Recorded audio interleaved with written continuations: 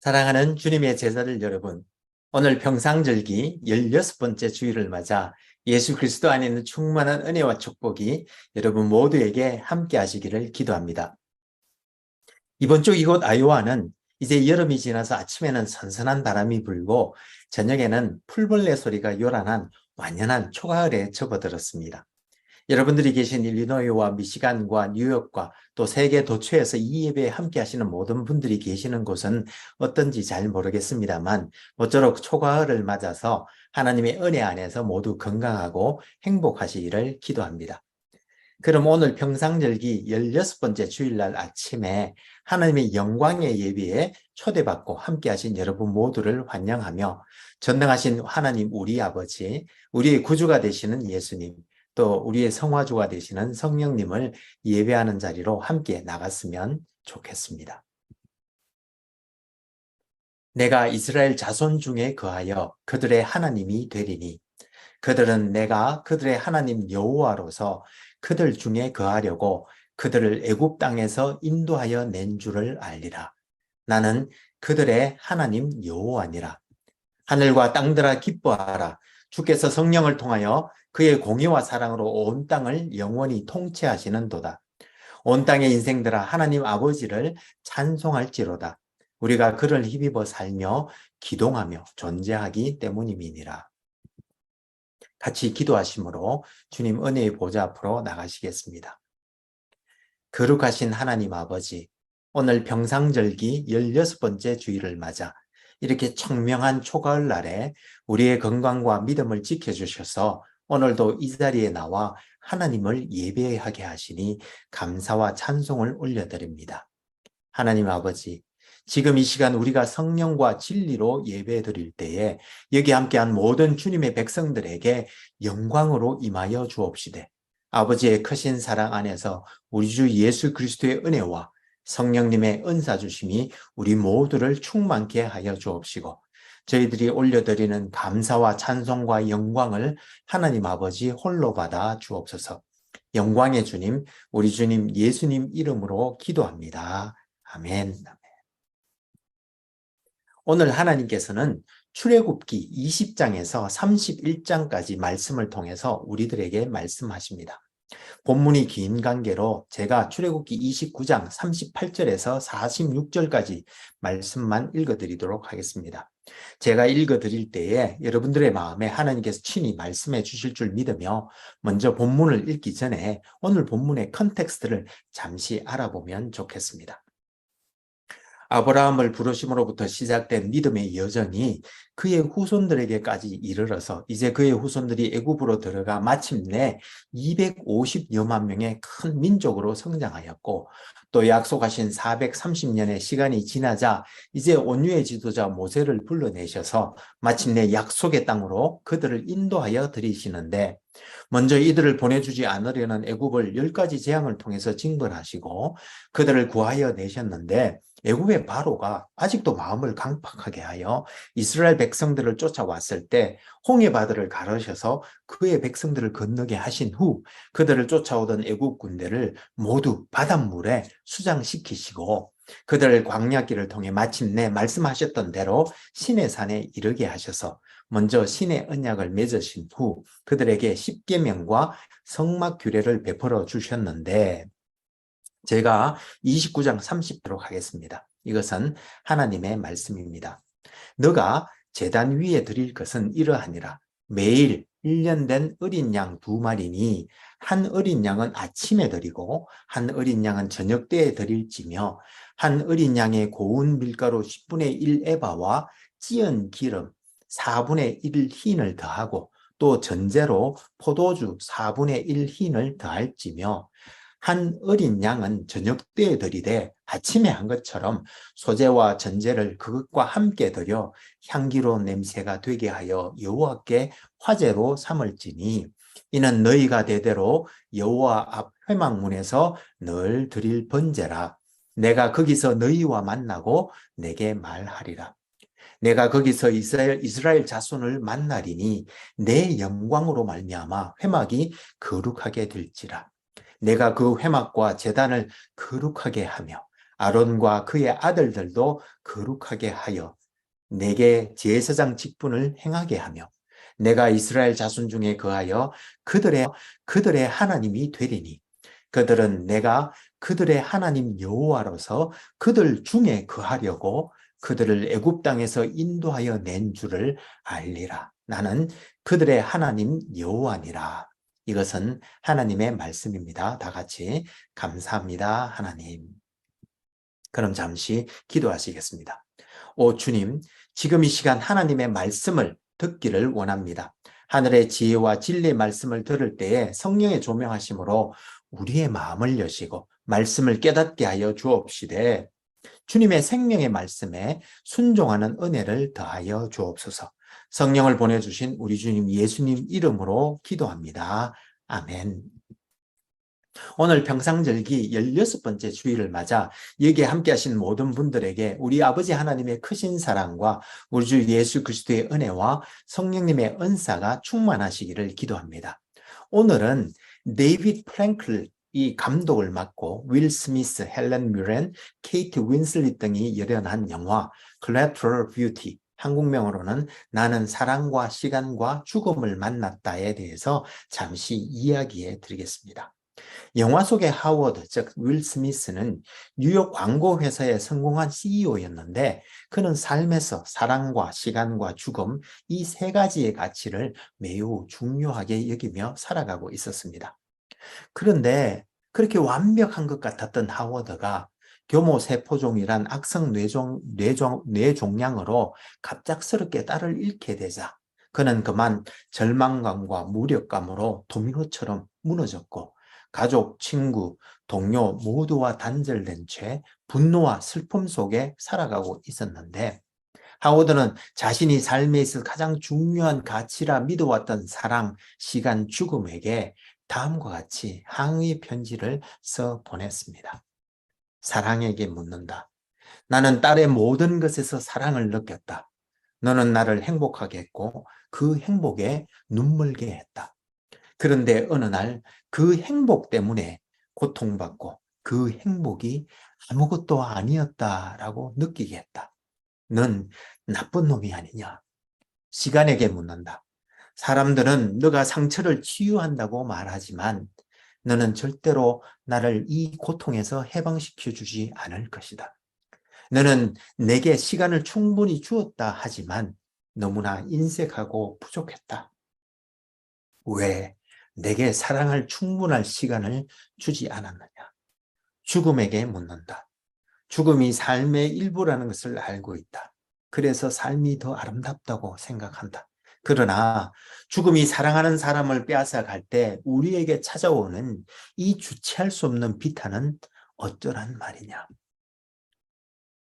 그가 그러던 중에 회사의 미래와 하워드를 잃을까 걱정하며 그에게 미행자를 붙였던 동료이자 친구들은 그가 이 추상의 존재들에게 편지를 보내는 것을 알게 되었고 그들은 하워드 몰래 사랑, 죽음, 시간에 대하여 각각의 배우를 고용하여서 그의 분노와 의문의 대상이었던 이 추상적인 존재들이 되어 연기를 하도록 의뢰하였는데 비록 이 일이 회사의 매각 과정 중에 하워드의 불안정한 심리 상태를 입증하려는 불순한 의도로 시작되었지만 삶의 의미를 잃어버린 하워드에게 친구들은 그가 분노하고 있는 대상인 사랑, 시간, 죽음이라는 존재들과 소통하고 그리빙하는 과정을 제공함으로써 하워드의 닫혀버린 삶에 노크를 하게 된 것이었는데 사랑 역을 맡은 에이미에게 하워드가 딸아이의 웃음 속에 사랑이 있었고 사랑을 믿었지만 사랑은 나에게 상처를 주었다고 말하였을 때 에이미가 사랑인 나는 모든 곳에 존재한다. 당신의 딸의 웃음 속에도 있었지만 지금은 당신의 고통 속에서조차 존재하고 있다고 말하며 사랑은 모든 것의 근원이고 사랑 없이 살 수 있다고 혹은 사랑 없이 살아가려고 애쓰지 말라고 충고하는 장면은 지금도 눈앞에 어른거립니다. 어쨌든 그러한 과정에서 그에게 또 하나의 큰 의미를 주었던 올리비아라는 여인을 만나게 되었는데 그녀는 그녀는 또한 6살 된 어린 아들을 하늘나라로 떠나보내고는 같은 아픔을 지닌 사람들을 만나 그 슬픔을 함께 나누고 있었던 여인이었는데, 나중에 우리는 그 여인이 바로 하워드의 아내였고, 딸이 죽은 뒤 하워드의 요청에 따라 결별을 하고 낯선 이들처럼 살아가고 있다가 마침내 하워드와 다시 만나 관계를 회복하고 함께 아픔을 받아들이고 나누며 죽음이 아닌 사랑의 삶으로 돌아오게 된다는 이야기입니다. 그런데 여러분, 오늘 본문에도 모든 것의 근원인 사랑에 대한 이야기가 나오는데요. 무슨 말인가 하면, 사랑이신 하나님께서 그 사랑 안에서 세상을 창조하셨는데 아담과 이브가 그만 그 사랑에 반역함으로 죽음의 길로 들어섰지만, 그러나 하나님께서는 다시 그의 사랑 안에서 그의 백성들을 구해내시고 사람들이 다시 사랑하며 살아가도록 회복시켜 주시는 이야기가 나오는데, 우리 같이 보시면서 은혜 나눌 수 있기를 소망합니다. 지난 몇 주에 걸쳐 우리는 하나님께서 애굽에서 430년 동안 종살이하던 하나님의 백성 250여만 명을 애굽에서 이끌고 나와 가나안 땅을 정복하여 그곳에 시키시는 큰 일을 행하시는데, 먼저 그들을 이끌 모세를 미디안 광야에서 40년 동안 훈련시키셔서 지혜롭고 성숙하고 절제력이 있을 뿐만 아니라 하나님께 순종하고 그의 백성들에게 온유한 리더로 훈련시켜 주셨고, 또 그리고 하나님의 보배로운 소유인 이스라엘 백성들 또한 그의 거룩한 백성이요 제사장 나라로 훈련시키셨는데, 먼저 애굽에 내린 10가지 재앙을 통해서 하나님은 유일하신 한 분 하나님이심과, 또 홍해가 갈리는 기적을 통해서 하나님은 전능하신 분이심과, 또 광야길을 가는 동안 그들에게 만나와 메추라기 그리고 물을 공급해 주심으로 하나님께서는 그들의 아버지가 되셔서 모든 필요한 것을 공급해 주시는 분이심과, 또 광야에서 아말렉 족속을 만났을 때 그들을 물리치게 해주심으로 하나님 여호와께서는 전능하신 전쟁의 신이시고 모든 전쟁에서 이기게 하시는 분이심을 깨닫게 해주실 뿐만 아니라, 또한 그들이 만나를 수확하는 과정에서 하나님의 말씀에 철저하게 순종하는 훈련을 시키셨는데, 그렇게 3개월 동안 광야를 지나면서 여러 가지 훈련을 시키신 후 마침내 시내 산 앞 신의 광야로 그들을 인도하여 들이신 후 이제 그곳에서 내가 애굽 사람에게 어떻게 행하였음과 내가 어떻게 독수리 날개로 너희를 업어 내게로 인도하였음을 너희가 보았다고 하시면서, 세계가 다 내게 속하였나니 너희가 내 말을 잘 듣고 내 언약을 지키면 너희는 모든 민족 중에서 내 소유가 되겠고 너희가 내게 대하여 제사장 나라가 되며 거룩한 백성이 되리라고 하시며 그들과 신의 언약을 맺어 주셨는데, 이 신의 언약은 결국 하나님께 복을 받아 복이 되어 복의 통로가 되게 해주실 것이라는 아브라함 언약의 성취였음을 우리는 지난 시간 살펴보았고, 보았는데, 오늘은 이 신의 언약의 가장 핵심인 십계명과 성막규례, 즉 9개월 동안 그곳에 머물면서 이스라엘 백성들을 훈련시켰었던 이 십계명과 성막규례에 대해서 상세하게 살펴보면 좋겠습니다. 먼저 십계명에 대해서 살펴보기를 원합니다. 십계명은 신의 언약과 마찬가지로 나는 너를 애굽 땅 종되었던 집에서 인도하여 낸 너의 하나님 여호와니라는 서문으로부터 시작하여 하나님께서는 제1계명 나 외에는 다른 신들을 내게 두지 말라, 제2계명 우상을 만들지 말고 그것들에게 절하지 말며 섬기지 말라, 제3계명 내 하나님 여호와의 이름을 망령되게 부르지 말라, 제4계명 안식일을 기억하여 거룩하게 지켜라, 또 제5계명 내 부모를 공경하라, 제6계명 살인하지 말라, 제7계명 간음하지 말라, 제8계명 도둑질하지 말라, 제9계명 내 이웃에 대하여 거짓 증거하지 말라, 그리고 제10계명 내 이웃의 집을 탐내지 말라는 등 10개의 계명을 주셨습니다. 먼저 서문은 십계명을 지켜야 하는 이유에 대해서 말씀하고 있는데, 서문에서 하나님께서는 이스라엘 백성을 종되었던 집 애굽에서 인도하여 낸 그들의 하나님 여호와이시기에 다음과 같은 10가지 계명들을 지키라고 말씀하셨습니다. 즉 십계명을 지키면 그때 내가 너희의 하나님이 되어 주시겠다는 말씀이 아니라, 하나님께서는 그들을 종살이에서 구해 주셔서 그들의 하나님이 되셨으니 이제는 십계명대로 살아가라고 말씀하셨는데, 이는 이제 구원받은 이스라엘 백성들이 거룩하신 하나님 앞에서 어떻게 거룩하게 살아가야 하는지에 대해서 가르쳐 주신 것입니다.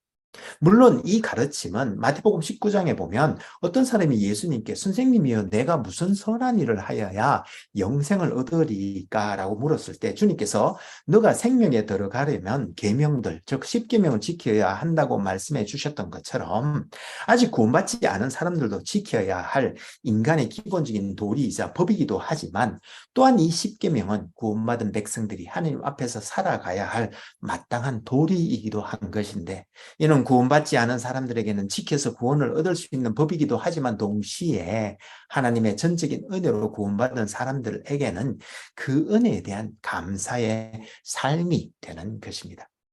그런데 여러분, 이 십계명에 대해서 좀 더 알아보기 전에 성경에는 계명이라는 단어 외에도 율례, 규례 혹은 율법들이라는 단어가 나오는데 이 것들은 신학자에 따라 조금씩 정의가 다르기는 하지만 계명은 십계명으로 또 율례는 이 계명들에 대한 세부 사항들과 보충 설명들로 그리고 규례 혹은 법도라는 말은 이 율례들을 지키지 못했을 때 형벌 혹은 형량이 규정된 것으로 그리고 이 모든 것들을 통틀어 율법이라고 이해하시면 좋겠습니다. 어쨌든 하나님께서는 이 십계명을 두 돌판에 새겨 주셨는데 예수님께서 십계명을 대계명 즉 하나님 사랑과 이웃 사랑으로 요약해 주셨던 첫 번째 돌판에는 제1계명에서 제4계명까지 서여 있는데 하나님과 인간과의 관계에 대한 것이 서여 있고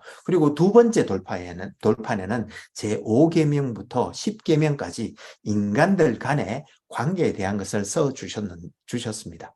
그런데 신적 사랑을 의미하는 아가페가 그 존재와 그 가치에 대한 지식을 바탕으로 깊은 존경심과 함께 감탄과 심지어 숭배로까지 나타나는 사랑을 의미하듯 하나님을 사랑한다는 말은 결국 하나님을 예배하는 것으로 귀결된다고 이해할 수 있는데요.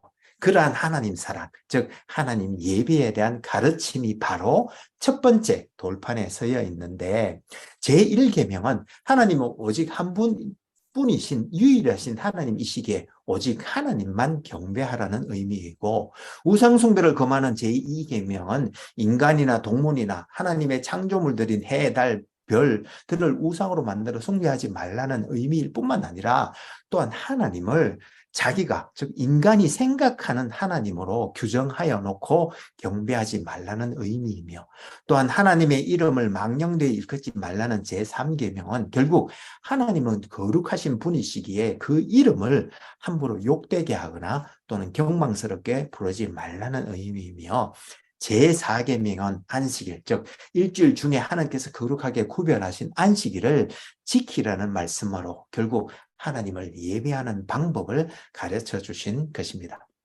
그리고 두 번째 돌판에 나타난 인간관계에 대한 가르침은 먼저 제1계명에 오직 유일하신 하나님으로부터 그 권위를 위임받은 권위자를 통해서 이 인간사회가 이 수직적인 질서를 통해서 운영되도록 하셨기에 제5계명 즉 하나님께서 주신 권위자를 존중하라는 인간사회의 수직적인 관계에 대한 가르침으로부터 시작하여 또한 수평적인 관계에서 하나님의 형상을 입은 인간의 존엄성과 또한 생명을 존중하라는 제6계명으로부터 인간의 성과 또한 그의 배우자에 대한 존중을 명하신 제7계명과 또 인간의 물질적인 권리와 이웃이 소유한 물질에 대한 권리에 대한 존중을 명하신 제8계명 그리고 인간의 명예에 대한 존중을 명하신 제9계명과 함께 그리고 인간의 계명 어느 것에도 어긋나는 생각이나 탐심을 추호도 품지 말고 우리의 영혼 전체가 오직 사랑으로 가득하기를 명하신 제10계명으로 되어 있는데 이 10가지 계명을 예수님께서는 두 가지의 대계명, 즉 큰 계명인 사랑, 하나님 사랑과 이웃 사랑으로 요약해 주셨고 이 모든 계명을 한마디로 요약한다면 바로 사랑이라고 말할 수 있는데 이것은 결국 요한일서 4장 16절 말씀처럼 사랑이신 하나님께서 그 하나님의 사랑을 우리 인간에게 주신 하나님의 형상의 그 중심에 두셨으며, 그렇기에 인간은 사랑하며 살도록 되어 있는데, 그 사랑하며 사는 도리가 바로 십계명으로 이해할 수 있는 것입니다. 그래서 로마서 13장 10절을 보면 사랑은 율법의 완성이라고 말씀하셨던 것입니다. 그러면 성막규례는 무엇일까요? 예, 성막규례는 십계명의 첫 번째 돌판이 하나님을 예배하라는 것이듯 그 예배하는 처소에 대한 규례라고 보시면 되시겠습니다. 성막은 그림에서 보시는 바와 같이 그 길이가 100규빗, 즉 150피트에 달하고요. 폭이 50규빗, 즉 75피트 크기에 세마포 휘장으로 둘러쳐진 성막들 안에 성소와 지성소로 구성된 성막, 즉 세마포 등 4겹의 덮개로 덮여있는 텐트인데, 동쪽으로 입구가 난 성막들에는 각종 제물을 태워서 제사를 드리는 번제단과 또 제사장들이 제사를 드릴 때나 성막에 들어갈 때 손발을 씻을 수 있는 물두멍이 있고요. 또한 특별히 번제단의 북쪽 공간에서는 제단에 올릴 제물들을 잡고 준비할 수 있도록 하였습니다. 그리고 성막은 길이와 폭이 각각 10규비가 30규비, 즉 15피트와 45피트인 텐트인데, 그 성막은 길이와 폭이 15피트와 30피트인 성소와 또 그 길이와 폭이 15피트인 정방형의 지성소로 구분되어 있는데요. 성소 안에는 떡을 올려놓는 떡상과 또 등불을 켜두는 등잔대와 또 분향을 하는 분향단이 놓여 있고, 분향단 바로 뒤쪽에는 세마포로 된 커튼이 쳐져 있어서 성소와 지성소를 구분하고 있으며, 그 지성소 안에는 언약궤와 또 그 언약궤의 뚜껑에 해당되는 속죄소가 있습니다. 그래서 이 성막을 크게 3가지 영역, 즉 성막들과 성소와 지성소로 구분할 수 있는데요. 성막들이 죄의 용서함과 정결함을 받는 곳이라면, 성소는 그리스도와 성령을 통해 거룩하게 여김 받은 인간의 영역으로 이해할 수 있고, 또 그리고 지성소는 본질적으로 거룩하신 하나님께서 거하시는 영역으로 이해하면 좋겠습니다. 그런 면에서 죄 용서와 정결함을 받는 성막들에는 번제나 소제나 화목제나 이런 속건제나 속죄제를 드리기 위해 각종 제물들을 잡아 준비하는 곳과, 또 그것을 불태우는 번제단, 그리고 제사장들이 그 번제단에서 제물을 사를 때나 성막 안으로 들어갈 때 손발을 씻을 수 있도록 물두멍이 놓여 있는 것이었고요.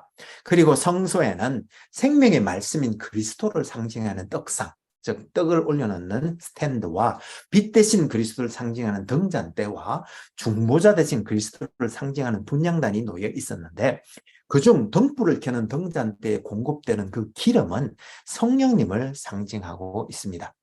결국 이 성물들은 그리스도와 성령의 말씀 사역과 어둠을 밝히는 빛의 사역과 또 중보 사역을 의미한다고 이해할 수 있으며, 결국 이를 통해 하나님의 거룩한 백성들이 된 우리들은 성령 내주와 그리스도와의 연합을 힘입어서 하나님의 거룩한 백성들로서 하나님의 말씀을 선포하고 또 세상에서 빛과 소금의 역할을 감당하며 또한 세상을 위해 중보해야 한다는 것을 알 수 있는 것입니다. 그리고 마지막으로 거룩한 하나님의 영역인 지성소에는 언약궤와 그 언약궤의 뚜껑에 해당되는 속죄소가 있는데요. 언약궤 안에는 십계명, 즉 십계명 두 돌판과 만다를 담은 금 항아리와 아론의 쌍난 지팡이가 들어 있습니다. 이 지성소에는 1년에 꼭 한 번 대속죄일, 대제사장이 들어가서 이스라엘 백성들의 죄를 용서를 받는데, 그래서 언약궤의 뚜껑을 속죄의 은혜를 받는다는 의미에서 속죄소 혹은 시원자라고도 하였습니다. 또한 하나님께서 언약궤 안에 성물들이 상징하듯 하나님께서 그 속죄소에서 그의 백성들을 만나서 그의 백성들에게 영적인 말씀인 말씀과 육적인 양식인 만나를 베풀어 주시고, 또한 하나님의 나라 질서를 선포해 주셨던 곳입니다. 그리고 이 하나님의 언약궤가 있는 지성소 위에는 낮에는 구름이, 밤에는 불이 항상 머물러 있었는데, 이는 하나님의 임재를 상징하는 것이었습니다. 그리고 광야에서는 이 구름과 불이 떠오르면 이스라엘 백성들은 광야를 행군하기 시작하였는데 이때 구름과 불은 언약궤 위에서 하나님 백성들을 인도하였습니다. 즉 언약궤, 즉 법궤를 맨 고아 자손이 구름과 불을 따라 제일 앞서 진행하면 그 뒤로 제1대인 유다 지파, 이사갈 지파, 스불론 지파가 따랐고 그 뒤로는 성막을 지은 게르손 자손과 머라리 자손이 행군하였으며 그 다음으로는 제2대인 르우벤 지파, 시몬 지파, 갓 지파가 따랐고 그 뒤에는 법궤에 성물을 진 고앗 자손이 행군하였으며 그 다음으로 제3대인 에브라임 지파, 므낫세 지파, 베냐민 지파가 행군하였고 맨 마지막 제4대로 단 지파, 아셀 지파, 납달리 지파가 행군하였습니다. 그런데 이렇게 행군할 때 때때로 제사장들도 또한 법궤를 쥐고 제일 앞에 가기도 했습니다. 그런데 만약 구름이나 불이 머물게 되면 이스라엘 진영이 행군을 멈추고 진을 쳤는데 진의 한가운데 먼저 성막을 치고 성막의 동쪽 즉 성막 입구 쪽에는 제1대인 유다, 이사갈, 스불론 지파와 제사장들 그룹인 아론과 그의 아들들이 진을 치고 성막의 남쪽에는 제2대인 르우벤, 시몬, 갓 지파와 고핫 자손이 진을 쳤으며 성막의 서쪽에는 제3대인 에브라임, 므낫세, 베냐민 지파와 함께 게르손 자손이 진을 치고 성막의 북쪽에는 제4대인 단, 아셀, 납달리 지파와 무라리 자손이 진을 치도록 하였습니다. 이와 같이 이스라엘 백성이 한 곳에 머물러 있을 때에는 하나님의 임재를 상징하는 구름과 불이 있는 성막이 그 이스라엘 진영의 맨 한가운데 위치하도록 하였고 이스라엘 백성이 행진을 할 때는 하나님의 임재를 상징하는 구름과 불이 임하여진 법궤가 즉 언약궤가 제일 앞에서 행진하면서 이스라엘 백성을 인도하도록 하였는데 그 이유는 하나님께서 그의 사랑 안에서 이스라엘 백성들을 애굽에서 인도하신 목적이 바로 그들 가운데 거하시기 위함이었기 때문이었습니다. 그래서 출애굽기 29장 45절에서 46절에서는 내가 이스라엘 자손 중에서 거하여 그들의 하나님이 되리니 그들은 내가 그들의 하나님 여호와로서 그들 중에 거하려고 그들을 애굽 땅에서 인도하여 낸 줄을 알리라고 말씀하셨던 것인데 이와 마찬가지로 하나님께서는 우리들을 어둠의 세상에서 구해내신 이유도 우리 안에 거하시며 우리의 하나님이 되시기 위한 것인 바 우리들도 하나님을 마음의 주인으로 모시고 어떤 일에서나 하나님의 인도하심을 제일 앞에 내세우며 살아가야 하는 것입니다. 그런데 여러분, 이 하나님의 임재에 대해서는 우리가 좀 더 깊이 생각해 보아야 할 것이 있습니다. 무슨 말인가 하면 하나님께서는 영이십니다. 그리고 우리는 육체를 입고 있는 인간입니다. 다른 말로 하면 하나님과 우리는 실은 다른 세계, 즉 다른 차원에서 살고 있는데 그런데 하늘나라, 즉 영의 세계에 계시는 영이신 하나님께서는 늘 하나님께서 창조하신 그 물질 세계에 그의 임재를 드러내시는 곳을 두셨습니다. 그것이 첫 번째는 에덴 동산이었고요. 그 하나님께서는 그 에덴 동산에서 아담과 이브에게 나타나셨는데 이제 아담과 이브가 금단의 열매 선악과를 따먹음으로 그 에덴 동산에서 쫓겨나게 되자 이제 하나님께서는 신의 언약 시대를 여셔서 하나님의 임재를 성막 특히 지성소의 시연자에 하나님의 임재가 임함으로 이스라엘 백성들과 온 세상 사람들이 언약궤 위에 임한 구름 기둥과 불 기둥을 통해 이 가시적으로 하나님의 임재를 볼 수 있도록 하셨던 것이었고 그리고 그 하나님의 임재는 신약에 와서는 예수님께서 그가 직접 성전이 되심으로 예수님의 얼굴에 나타난 영광을 우리들이 볼 수 있도록 하심으로 우리가 하나님의 영광, 즉 하나님을 볼 수 있도록 하셨으며 그리고 마침내 마지막 날에는 새하늘 새 땅에서 하나님의 거룩한 성 예루살렘이 내려옴으로 하늘나라와 새하늘 새 땅이 이제 합쳐지게 되는데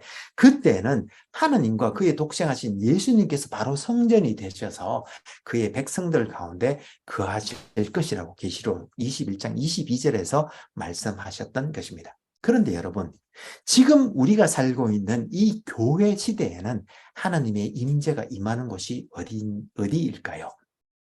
예, 고린도전서 3장 16절과 고린도후서 6장 16절에 보면 예수님과 연합한 우리가 바로 하나님의 성전이라고 말씀하시면서 성전된 우리 안에 성령님이 거하실 뿐만 아니라 요한일서 4장 13절에 보면 성령님을 통하여 예수님께서도 우리 안에 거하시고 계시며, 또한 요한복음 14장 23절에서는 심지어 하나님 아버지께서도 우리 안에 거하신다고 말씀하셨습니다.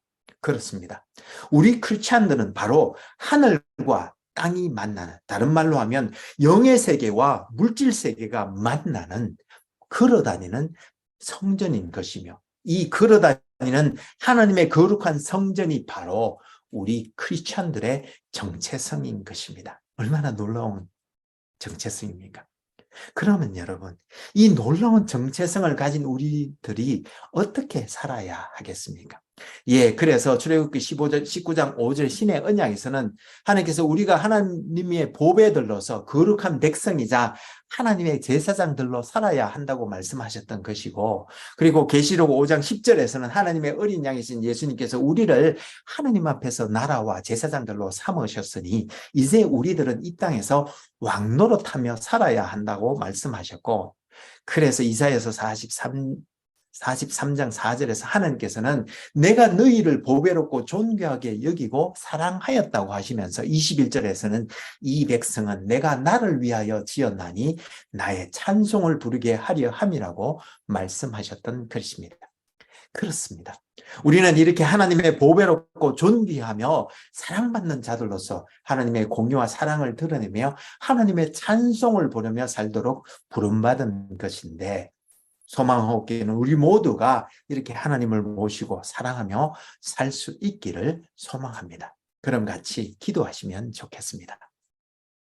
신실하신 하나님 아버지, 오늘 우리는 하나님께서 430년 동안이나 애굽에서 종살이하던 이스라엘 백성을 구해내시고 광야길을 통과하여 마침내 약속의 땅으로 인도하신 것은 이제 하나님의 백성들이 하나님 앞에서 거룩하게 사랑하며 살면서 하나님의 임재를 이 땅에 드러내도록 하시고자 하심임을 깨닫게 되었습니다. 간절히 기도하옵기는 지금 여기 있는 우리 모두들도 하나님의 전적인 은혜로 구원을 받았으니 이제 하나님의 임재와 그 은혜에 힘입어 이 땅 가운데 하나님의 말씀을 선포하면서 하나님의 사랑을 세상으로 흘려보내므로 하나님의 나라를 이 땅에 세우고 하나님께 영광 돌리는 우리 모두가 되게 하여 주옵소서. 우리에게 이러한 하나님의 복을 받게 해주신 우리 주님 예수님 이름으로 기도합니다. 아멘.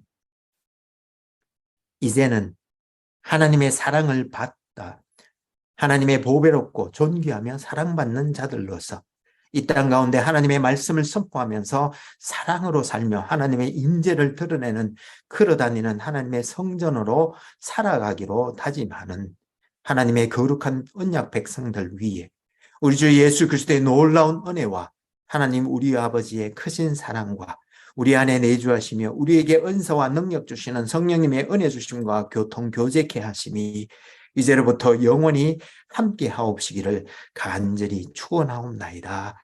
아멘. 감사합니다, 여러분. 오늘 평상절기 16번째 주일날 아침에 하나님의 크신 사랑과 우리 주 예수 그리스도의 은혜와 성령님의 은사가 차고 넘치는 복된 날 되시기를 소망하며 모쪼록 건강하고 행복한 한 주 보내시기를 기도합니다.